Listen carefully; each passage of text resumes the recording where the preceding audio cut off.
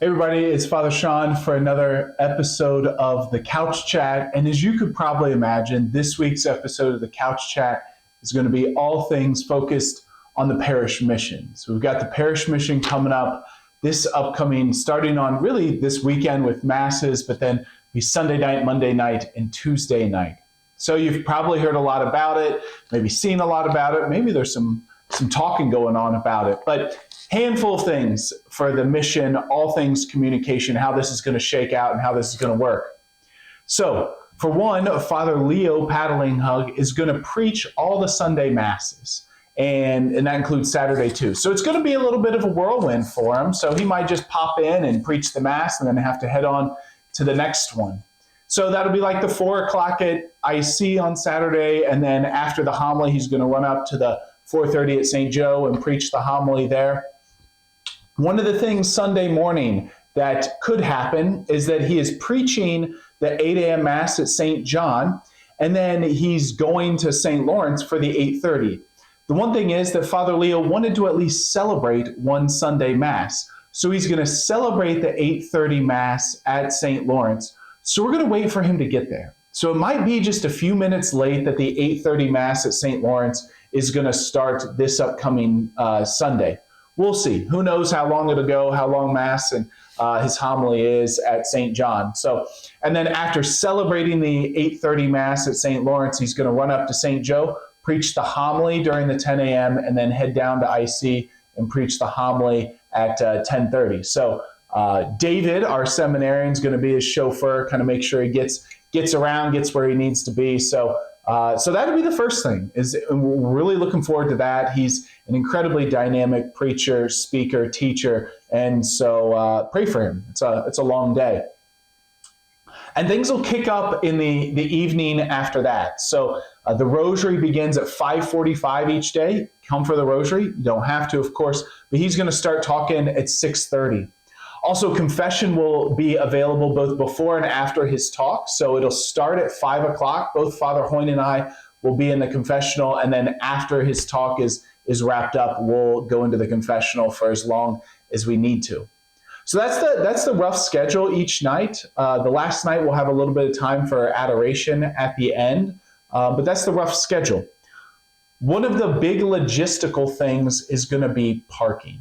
So parking is always tight at St. Joseph, but then as we begin this, as we have this construction project, we're losing about half of the parking lot. So there's been a committee that has worked on this whole parish mission. There's been a group of parishioners that have been so incredibly helpful. And one of the things that there was a group of like a subcommittee just focused on parking.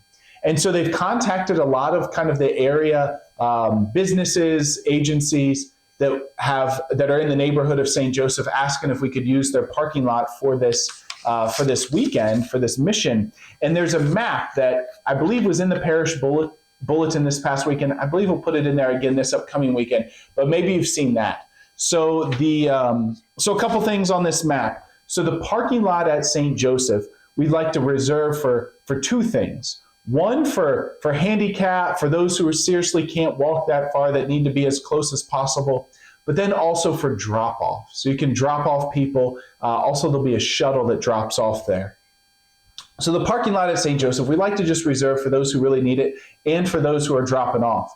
If you're coming to St. Joseph, why don't you come in the south entrance to the parking lot off Benton Street, and then you'll leave out of the north end on Pearl Street, so that we'll just have one-way traffic, keeping things flowing. Otherwise, people can park in the neighborhood, kind of the area parking lots. That means the parking lot behind the Auglaize County Administration Building, and then the parking lot directly across the street from the church. There's that lot that's in that kind of Auglaize County garage there. You can use that one. And then the lot for the Auglaize County Courthouse, you can use that lot also. Sunday night only, you can use the library parking lot. I think they're going to need it the other 2 nights, but so just Sunday you can use that one. And then the St. Paul United Church of Christ parking lot, they've got a big lot there about 3 blocks north of the church. We can use that lot. So there's all those lots, but then also you can park at the fairgrounds. And a parishioner has actually donated to have the Wapakoneta school buses shuttle people back and forth between the two. So those shuttles, I believe, will begin at they'll begin at 5, and then basically until people need to leave, or as people are leaving, they'll shuttle you back. So you can park at the Agales County Fairgrounds. The moral of the story is give yourself some time, especially the first night to find parking, and maybe to drop off the people that need dropped off, and just to give yourself some extra time so that you're not hurrying too much. So yeah, I think that's that. All of our volunteers, there'll be like 60 volunteers each night. We're asking them to park at the county fairgrounds and be shuttled in. So thanks to everybody who's participated in that. And so just a reminder of how the different buildings will be used. The talks will be in the church. The church is the biggest space that we have, so we're going to use that for the talks. We're going to use that for confession too. And it's the biggest space we have in any of our 4 churches, our 4 campuses. That's why everything's happening there, because it's the most amount of people. And you might wonder, do we really need that much? I was talking to somebody who works at a neighboring parish, and she said, "Oh yeah, absolutely. You're going to need every seat in the place." So with that being said, we might need to scrunch in, right? So we're going to do our best to help people find seats, to make as much room as possible. We'll probably be adding chairs in the church, but once you're in the pew, you might have to tighten up, not to just sit on the end and make people crawl over you, but maybe go to the middle so that people can easily get in. And so it's going to be an effort in hospitality. And this is all of our efforts, right? It's not just people who wear the hospitality hat, but it's actually everybody's role to be hospitable, to make people feel welcome, to make them not feel like they're putting you out or they're not a hindrance. So that's part of the generosity that all of us are going to have to show towards each other. So that'll be there, and then in the nursery there will be the nursery there for people that are going to be able to watch, and then in the adult center we're calling it a wiggle room. So there's actually going to be no drop off your kids and just leave them there. Just with different regulations you have to have with that, and the volunteers, the trained volunteers, and then the system of how to identify whose kids who and all of that. So that is just not happening. There's not a nursery where you can drop off and just leave your kids and then go in yourself.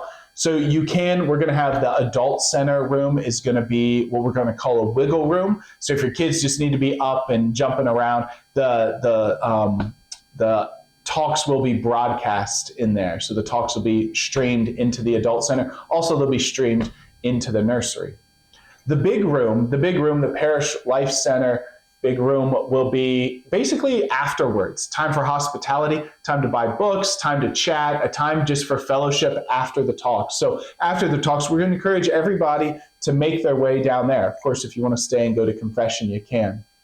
But that's the general layout of all 3 of the nights. That's kind of how things will work. That's the logistics. So we're really excited about that. If you have any questions, you can feel free to grab one of us after Mass or shoot us an email or even respond to this video. So I know some people have asked, if there's going to be large crowds, are we going to live stream it on Facebook Live or anything like that? And the answer is no. The group Father that is organizing, Father Leo Paddlinghung's group, they do all of their own broadcast rights. So they'll record talks, they'll put out their own things. So they kind of take control of what's being streamed and what's not. So that wasn't something that's in our court. So if you want to see it, you got to come. So it'll be a great few days, an outpouring of God's grace. But maybe as you're watching this, you can pray for the mission. Once this video ends, pray that it's a success. Pray that it's a moment of conversion, of coming back to the Lord for so many people, or deepening our friendship with the Lord. So look forward to seeing you there. Talk to you later, and have a great week.